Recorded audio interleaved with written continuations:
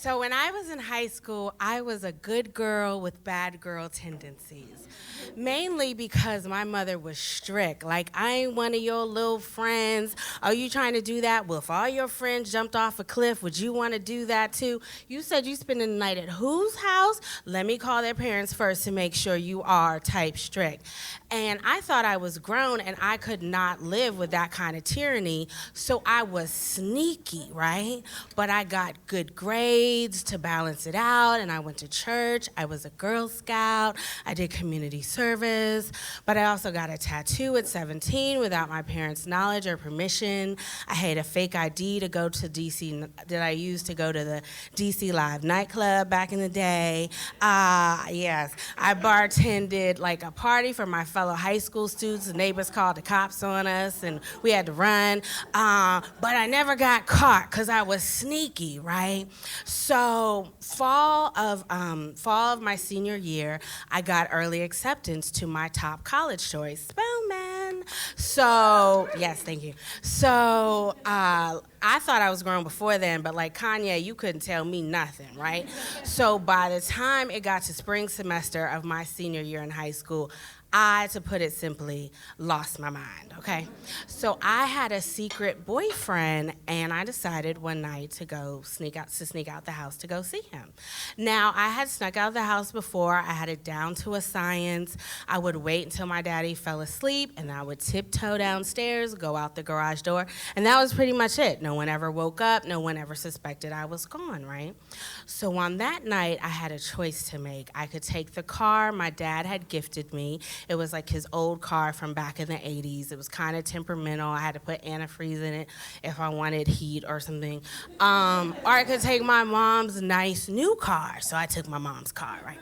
So I grew up in Silver Spring, and my secret boyfriend lived in D.C., but it was literally a straight shot, same road to get to his house. And if I caught all the green lights, I could get there in 15 minutes. So I pulled up to the house, and when I pulled up, I hear this boom, and I was like, I wonder what that sound was. But I was going to be grown, so I didn't think about it.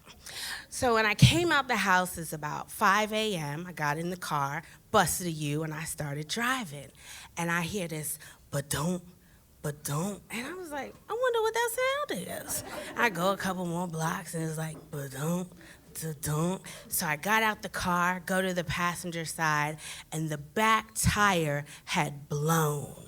Right, so now I'm like, shit, I gotta find a way to get home just so my parents can kill me when I get there, right? So this was 20 years ago. It was no cell phones. I didn't have a quarter for a payphone. Also, D.C. was still very much D.C., okay? So there was no nice condos or like coffee shops. I couldn't ask somebody for help. I didn't know how to change a tire. So the best option in my mind, I was like, well, I'm gonna just have to thug it out and ride on these 3 tires to get home, right? So I get back in the car, and I'm driving, and like tires flying. I can smell burnt rubber, and it's like sparks flying, because now the ba-dump-dump sound is just like, because I'm literally driving on the rim, right? So I get to the top of the hill at Tacoma Park. The sun is coming up. There's an old lady walking her dog. I had stopped to check the car again, and the lady's like, do you need help? Do you want to call somebody? I was like, absolutely not, girl, nope. So I finally made it home. I parked the car where I found it, and then I went and got in the bed, and I was panicking because the thing about never getting caught is I never had to come up with a lie or alibi or anything. So I was like, I do not know what I'm gonna do when everybody wakes up. And then everybody started to wake up, and I could smell coffee brewing, and my family is, chatting in the living room, and then the doorbell rang, and I hear my aunt's voice, and the first thing she said was, somebody stole your tire! So, this is these black people, so it's loud. I could hear everything. So, my mom's like, what? She's like, somebody stole your tire. Your whole tire is missing. Go outside and look.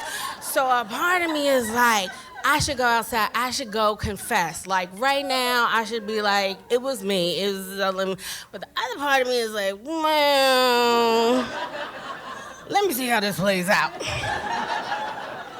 So I heard them all go outside, and then they all come back in, and my father said, well, let's call the insurance company. And my aunt says, no, call the police.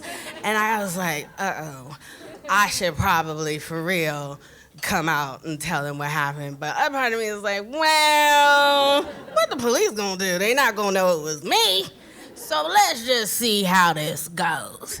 So I heard them call the police, and I heard the police come, and they all went outside again.